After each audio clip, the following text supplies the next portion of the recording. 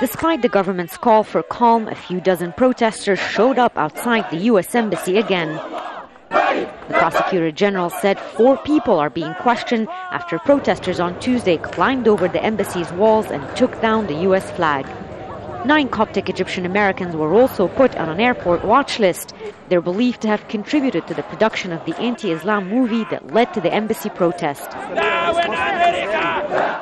Still, these protesters were unfazed. They said they'd sacrificed their lives for the Prophet Muhammad, and they vented their anger on the United States. The man behind the protest says he just wants to combat insults against Islam through legal and peaceful means. To do that, he says he formed a coalition made up of ultra-conservative Muslims.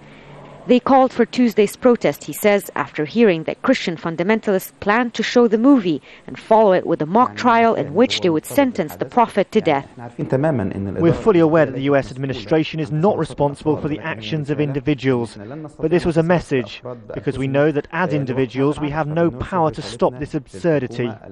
Why did you feel that it was your responsibility to take on this cause? For a while now, we've been witnessing many insults against Islam, Muslims and their symbols, and there's been no official reaction from entities such as Al-Azhar. They just take no action. Abdel Wareth says his group is not happy that young people who joined their protest brought down the U.S. flag.